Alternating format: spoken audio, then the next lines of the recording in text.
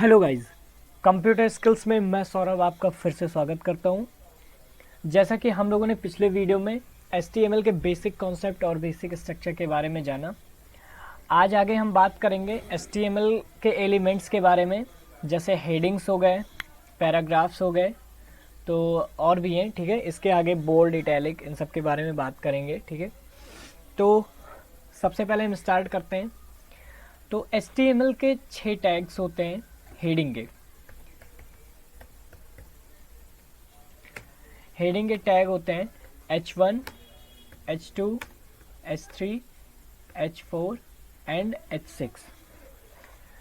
तो ये हमारा जो होता है, H1 सबसे बड़ा हेडिंग होता है, H2 सबसे बड़ा होता है, मतलब ये भी बड़ा होता है, H1 से छोटा होता है। देन फिर H2 के बाद H3 आता है जो H2 से छोटा होता है, और H3 के बाद H4 आता है जो H3 से छोटा होता है, और H4 के बाद आता है H5 हमारा, जो H4 से छोटा होता है, और फिर H6 आता है जो H5 से छोटा होता है। फिर इसके बाद हम आज बात करेंगे पैराग्राफ के बारे में।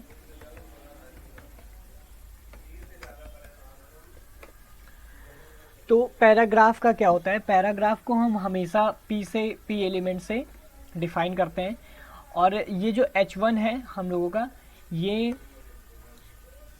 इसी एलिमेंट के साथ डिफाइन किया जाता है, इसी टैग के साथ। H3 रहेगा, H3 हेडिंग डालना है तो H3 रहेगा। ठीक है, देन फिर H4 रहेगा तो H4 डाला जाएगा। इसकी हेडिंग्स ऐसे ही बनती हैं HTML में, इन्हीं टैग्स से। और हर एक टैग का एक क्लोजर होता है, मैंने पिछले वीडियो में बताया था। कभी भी क्लोजर टैग हम लोग स्किप नहीं करते हैं, तो ये अभी जब मैं आपको प्रैक्टिकली बताऊंगा फिर उसमें करके बताऊंगा। ठीक है, उसके बाद फिर आज मैं 3 और एलिमेंट्स के बारे में बताऊंगा। ठीक है, एक होता है बोल्ड। तो बोल्ड के लिए हमेशा B टैग का यूज होता है, बोल्ड, इटैलिक, उसके बाद फिर अंडरलाइन, ये सब बेसिक चीज़ें हैं इसकी। ठीक है, फिर बात करेंगे बोल्ड के लिए B टैग का यूज़ होगा, देन इटैलिक के लिए I टैग का यूज़ होगा, उसके बाद अंडरलाइन के लिए U टैग का यूज़ होगा। ठीक है, फिर इसके आगे बढ़ेंगे। एक होता है एम्प्टी टैग। तो एम्प्टी टैग में बेसिक क्या होता है, इस टैग का कोई क्लोजर टैग नहीं होता है, इसका कोई क्लोजर टैग नहीं होता है। तो एम्प्टी टैग्स में बेसिकली 2 आते हैं। एक होता है HR, इसका यूज़ जब मैं आपको मार्क्यू बताऊंगा तो उसमें आएगा। ठीक है, और दूसरा होता है BR। तो चलिए स्टार्ट करते हैं, अपना एडिटर ओपन करते हैं। फाइल हम लोगों ने कल सेव ही कर रखा था पिछले वीडियो में, तो उस फाइल को ओपन कर लेते हैं, उसका टेक्स्ट फॉर्म भी ओपन कर लेते हैं, और फिर कोडिंग स्टार्ट करते हैं। तो ये था हमारा डॉक्यूमेंट जो हम लोगों ने HTML में सेव कर रखा था। ठीक है, और इसका आउटपुट हम लोग लेंगे क्रोम पे, जो हमारा ये था, this is a HTML page. तो चलिए स्टार्ट करते हैं हम लोग। यहाँ पे सबसे पहले हम लोग डालेंगे H1। तो H1 हो गया। H1 के अंदर का कॉन्सेप्ट क्या रहेगा, कुछ भी टाइटल देंगे, जैसे दिस इज अ हेडिंग। ठीक है, इसे सेव करेंगे और इसका आउटपुट हम लोग अपने वेब ब्राउज़र पे ले लेंगे। रिफ्रेश करेंगे, हम लोग देखेंगे दिस इज़ अ हेडिंग हम लोगों का शो कर रहा है। फिर इसके आगे ये टेक्स्ट हम लोग पूरा, जो ये सेंटेंस है हम लोगों का, ये कॉपी कर ले रहे हैं।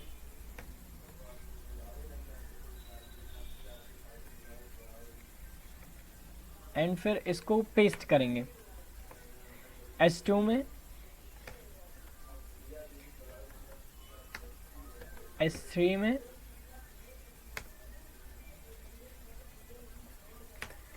एंड फिर H4 में भी, H5 भी है हम लोगों के पास। इसका भी देखना है कि मतलब कैटेगरी कैसे शो होता है इसका। और फाइनल हम लोगों का H6 है, जिसमें हम लोग ये पेस्ट करेंगे।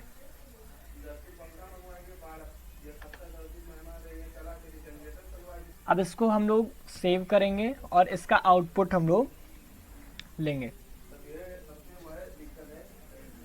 जस्ट सेकेंड, इसका आउटपुट हम लोग अपने क्रोम ब्राउज़र पे लेंगे, रिफ्रेश करेंगे। अब आप लोग देख सकते हैं H1 जो हम लोगों का सबसे बड़ा हेडिंग है, उसके बाद उससे छोटा है S2, उससे छोटा है S3, उससे छोटा है H4, उससे छोटा है H5 और सबसे छोटा सबसे माइनर हम लोगों का है H6। ये आप देख सकते हैं सारी हेडिंग्स हैं, ठीक है। अब हम लोग हेडिंग्स पे कलर देना मैंने उस दिन ही बताया था, फॉन्ट देंगे, फॉन्ट के अंदर हम लोग कलर टैग दे सकते हैं। बाकी मैं स्टाइल आप लोगों को बताऊंगा आगे, स्टाइल का यूज़ कैसे होगा। तो सबसे पहले हम लोग यहाँ पे डालते हैं फॉन्ट, एंड फिर मैंने आप लोगों से क्या कहा था, कभी भी एंड टैग को स्किप नहीं करेंगे। जैसे देखो है क्या, H1 हम लोगों ने स्टार्ट किया, ठीक है, ये देखो H1 हम लोगों का स्टार्ट हुआ, तो इसका क्लोजर टैग इसके साथ ही क्लोज हुआ। H1 के अंदर का जो भी कंटेंट है वो लिखने के बाद हम लोग H1 को क्लोज कर दिए। देन फिर S2 स्टार्ट किए, S2 का भी वही क्लोजर टैग रहेगा, उसी के साथ रहेगा, अंदर कंटेंट जो भी लिखेंगे उसके बाद क्लोज कर देंगे। S3 है, S3 का भी, H4 है, H4 का भी, एंड सो ऑन, मतलब जितने भी कंटेंट्स हैं हम लोगों के, ठीक है, वो लिखने के बाद हेडिंग के अंदर, हेडिंग का जो टैग है उसके अंदर के जो भी कंटेंट्स हैं लिखने के बाद हम सबका क्लोजर टैग देंगे, क्योंकि स्किप करने से वो हेडिंग कंटिन्यूसली बनी रहेगी। मतलब अगर हम लोग यहाँ H6 को क्लोज नहीं करेंगे तो इसके अंदर जो कुछ भी हम बनाएंगे, जो कुछ भी लिखेंगे वो हेडिंग मतलब H6 के ही अंदर आएगा और उसका साइज जो है जितना H6 हेडिंग का होता है उतना ही रह जाएगा। तो इसके लिए हम क्लोजर टैग का यूज़ करते हैं। अभी हमने फॉन्ट डाला है तो फॉन्ट का भी हम लोग क्लोजर टैग यूज़ करेंगे। फॉन्ट को क्लोज कर दिया। अभी फॉन्ट के अंदर हम लोग डालेंगे कलर। कलर के अंदर हम लोग कुछ भी डाल दे रहे हैं, रेड डाल दे रहे हैं। रेड डालने के बाद सेव करेंगे एंड उसके बाद फिर टैब ले लेंगे, टैब पे रिफ्रेश करेंगे। अभी आप लोग देखिए इसको, ठीक है। आप लोग HTML के हेडिंग के बारे में मैंने आप लोगों को इन्फॉर्मेशन दे दी है। अभी देखिए पहला टैग जो है हम लोगों का वो this is a heading, red colour हो गया। हम लोगों ने कलर फॉन्ट का यूज़ किया था, ठीक है। फॉन्ट में हम लोगों ने कलर एट्रीब्यूट दिया था जिसके यूज़ से ये हुआ। अभी हम लोग इसके अंदर अब देंगे, देखो हर एक हेडिंग के अंदर हम लोग देखते होंगे, हेडिंग के अंदर कुछ पैराग्राफ कंटेंट्स में होते हैं, ठीक है। तो बाई चांस हम लोगों का ये हेडिंग है, दिस इज अ हेडिंग, ठीक है। इसके अंदर हम लोग एक पैराग्राफ देते हैं। अब पैराग्राफ के लिए क्या करना है, पैराग्राफ के लिए H1 टैग के अंदर जिस भी हेडिंग के अंदर देना हो, जैसे H1 हो, H2 हो, H3 हो, H4 हो, कोई भी हो, किसी के अंदर भी अगर हम लोगों को पैराग्राफ देना है तो उसके लिए P टैग का यूज करेंगे। अभी P टैग का यूज कर लिए हम लोग, ठीक है। इसके अंदर कंटेंट डालते हैं, तो कंटेंट वो हम लोगों के ऊपर है, कुछ भी हम लोग कंटेंट डाल सकते हैं, ठीक है। हम लोगों के ऊपर वो सेंड करता है। तो चलो बाई चांस हम लोगों ने डाल दिया HTML stands for hypertext markup language, ठीक है। ये बाई चांस हम लोगों ने डाल दिया। फिर HTML describes the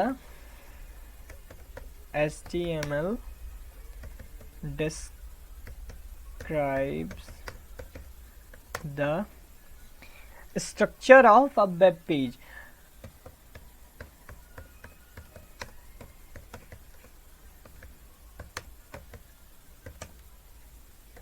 by chance हम लोगों ने ये पैराग्राफ डाल दिया।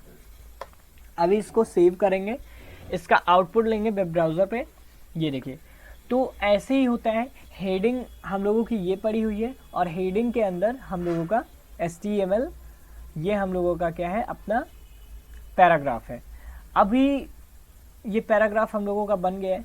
पैराग्राफ का कलर भी हम लोग कर सकते हैं, जैसे हम लोगों ने H1 के अंदर फॉन्ट का टैग दे रखा है एट्रीब्यूट, तो वैसे ही हम लोग P के अंदर भी दे सकते हैं। तो चलिए फॉन्ट देते हैं, ठीक है। फॉन्ट, एक मिनट, एंड फिर हम लोगों को पता है, अभी चलिए खैर पहले कर लेते हैं हम लोग। तो हम लोगों ने पैराग्राफ के अंदर फॉन्ट कलर एट्रीब्यूट दे दिया है, ठीक है। अभी कलर ब्लू दे दिया है और ये हम लोगों का टेक्स्ट है, मतलब हम लोगों का पूरा पैराग्राफ है, ठीक है। अभी इसको हम सेव करेंगे और फिर ब्राउज़र पे आउटपुट इसका देखेंगे क्या आ रहा है। अभी देखो आप लोग, सभी क्या हुआ, सभी हेडिंग्स भी ब्लू हो गए और सभी पैराग्राफ के सभी वर्ड्स भी ब्लू हो गए। तो ऐसा क्यों हुआ? तो मैंने आप लोगों को पहले ही बताया था कि हम लोग कभी भी एंड टैग को कभी भी स्किप नहीं करेंगे। अभी देखो हम लोगों ने यहाँ फॉन्ट कलर ब्लू डाला है, ठीक है, बट फॉन्ट का हम लोगों ने कहीं क्लोजर टैग नहीं दिया है, कहीं भी एंड टैग नहीं दिया है। तो इसके लिए सबसे पहले हमको एंड टैग देना होगा। अभी देखो ये फॉन्ट का एंड टैग हम लोगों का हो गया, ठीक है, ये देखो फॉन्ट का एंड टैग हो गया।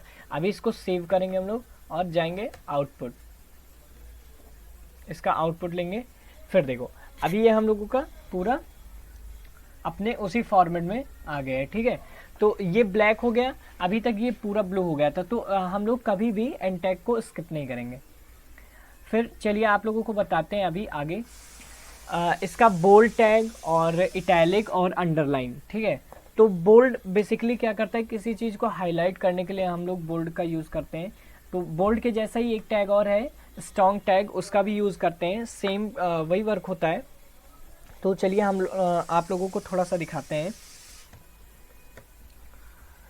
जैसे कुछ भी हम लोग, ठीक है, डाल देंगे browser do not display the HTML tags.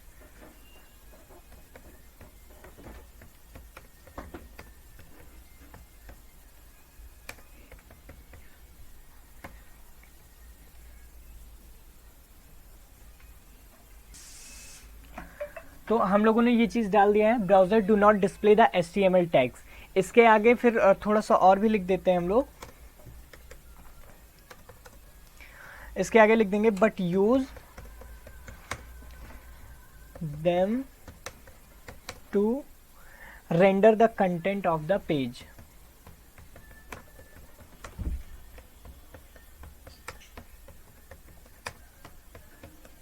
ठीक है, अभी ये हम लोगों का पूरा, ठीक है, पैराग्राफ, हम लोग इसको भी पैराग्राफ बना देते हैं। इससे हम लोगों का ये होता रहेगा कि हाँ देखो हेडिंग के अंदर एक पैराग्राफ है, पैराग्राफ के अंदर हम लोगों ने एक और कंटेंट दिया। अभी ये पैराग्राफ बन चुका है हम लोगों का, ठीक है। देखिए पैराग्राफ के अंदर ये पूरा browser do not display the HTML tags but use them, एक मिनट मिसटाइप हो गया है, but use them to render the content of the page. अभी इसके अंदर अब ये देखो नॉर्मली इसका आउटपुट हम लोग अगर लेंगे तो इसका आउटपुट लेंगे ब्राउज़र पे, तो ये देखो ये हम लोगों का पैराग्राफ बन के आ गया, ठीक है। अभी बोल्ड का यूज़ क्या होता है, ठीक है, बोल्ड के लिए हम लोग हमेशा बोल्ड का टैग लगाते हैं। बाई चांस HTML टैग्स को, ठीक है, इसको हमें बोल्ड करना है, ये दो वर्ड्स हैं जिनको हमें बोल्ड करना है, तो यहाँ पे हम लोग बोल्ड का टैग लगाएंगे। बोल्ड हमेशा B से डिनोट किया जाता है, और पहले ही मैंने आप लोगों को बता दिया था कभी भी एंड जो होता है एंड टैग उसे स्किप नहीं करेंगे। तो ये क्लोज हो गया।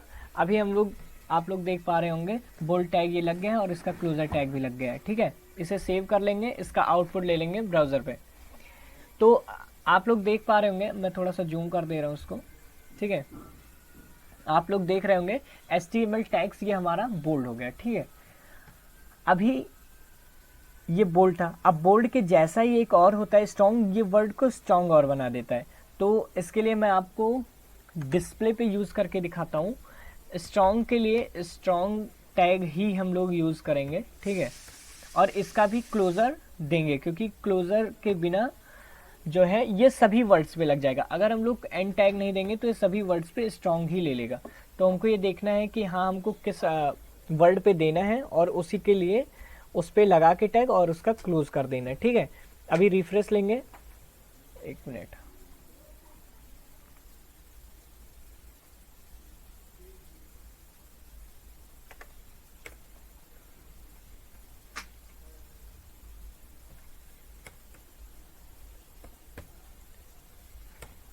सेव करेंगे और फिर ये देखो सेम वही चीज़ है, ठीक है, पूरा वर्क वही है, बट स्ट्रॉन्ग का जैसे कोडिंग में थोड़ा अलग वर्ड्स होते हैं, ठीक है, तो उसके लिए बनाया गया है। स्ट्रॉन्ग किसी वर्ड को, किसी सेंटेंस को एक मतलब अच्छा फेस देता है, ठीक है, स्ट्रॉन्ग कर देता है। अभी हम लोग बात करेंगे, अब ये स्ट्रॉन्ग हम लोगों का हो गया, तो आप लोगों को पता चल गया, ठीक है। इसे बैक कर देंगे और डिस्प्ले पे ही हम लोग इटैलिक का यूज़ करेंगे। इटैलिक के लिए आई टैग का यूज़ होगा, ठीक है, इसका भी हम लोग एन टैग देंगे। अभी हम लोग डिस्प्ले द पूरा इटैलिक कर दे रहे हैं, तो एन टैग के लिए हम लोगों ने क्लोजर टैग दिया, ठीक है। डिस्प्ले द का हम लोग आउटपुट ले लेंगे। अभी आप लोग देख पा रहे होंगे डिस्प्ले द, ये पूरा इटैलिक में हो गया है, ठीक है। तो आप लोगों को आई टैग के बारे में भी पता चल गया। अभी हम लोग फिर से जाएंगे अपने टेक्स्ट एडिटर पे और आपको दिखाएंगे। देखो अब ये ब्राउज़र है, ठीक है, ब्राउज़र डू नॉट, यहाँ पे हम लोग अंडरलाइन का टैग देंगे यू, तो अंडरलाइन किया जाता है और फिर लास्ट में जाके हम लोग यू को क्लोज कर देंगे। यू क्लोज हो गया, इसका आउटपुट ले लेंगे, सेव करेंगे और फिर आउटपुट ले लेंगे। तो ये देखो ये पूरा जो है कंटेंट हम लोगों का अंडरलाइन हो गया। तो अंडरलाइन करने के लिए आप स्पेशली किसी वर्ड पे भी कर सकते हो, पूरे पैराग्राफ पे भी कर सकते हो, या फिर हेडिंग को भी कर सकते हो, या एक स्पेशल वर्ड को ही करना हो तो कर सकते हो। तो ये आपके ऊपर डिपेंड है। आज के लिए बस इतना ही, फिर कल हम और आगे बताएंगे।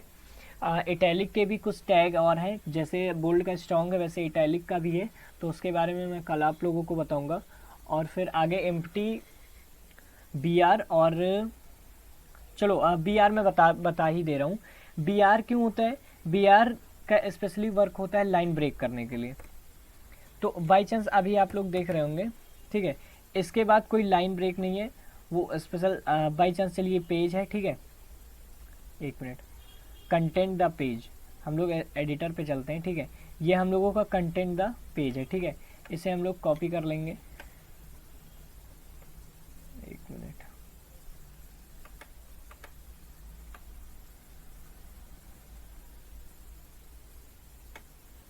कॉपी करेंगे एंड देन फिर पेस्ट कर देंगे। अभी देखो बी आर का यूज़ क्यों होता है, ठीक है, बाई चांस ये है, ठीक है, आपका अब देखो ये एक में पूरा जो है कंटेंट आप लोगों का सेव करेंगे, आउटपुट इसका लेंगे, ये देखो एक ही में ये पूरा लिखा हुआ है, ठीक है। तो इसके लिए हम लोग क्या करेंगे, बी आर का यूज़ कर देंगे। बी आर क्यों होता है, लाइन ब्रेक करने के लिए होता है, ठीक है। बाई चांस हम लोगों ने यहाँ देम से बी आर टैग लगा दिया, बी आर का कोई एंड टैग नहीं होता है, इसीलिए इसे एम्प्टी टैग भी कहते हैं। ऐसे ही एच आर भी होता है। अभी देखो बट यूज से ऑटोमेटिक लाइन हम लोगों का ब्रेक हो गया है। ऐसे ही एच आर भी होता है, तो एच आर का यूज़ मैं मार्क्यू में बताऊंगा आप लोगों को कैसे होता है। इसके बाद फिर मार्क्यू हम लोगों का चलेगा, ठीक है, कल कुछ और टैग्स हैं उसके बारे में बता दूंगा, फिर आगे मार्क्यू पढ़ाऊंगा, मार्क्यू के बारे में बताऊंगा, मार्क्यू का वर्क क्या है, इसके अंदर कौन कौन से एट्रीब्यूट्स हैं, ठीक है। तो आज के लिए इतना, थैंक यू। और वीडियो को लाइक करिएगा, शेयर करिएगा और कमेंट जरूर करिएगा। अगर चैनल पे नए हैं तो प्लीज़ चैनल को सब्सक्राइब करिए। Thank you.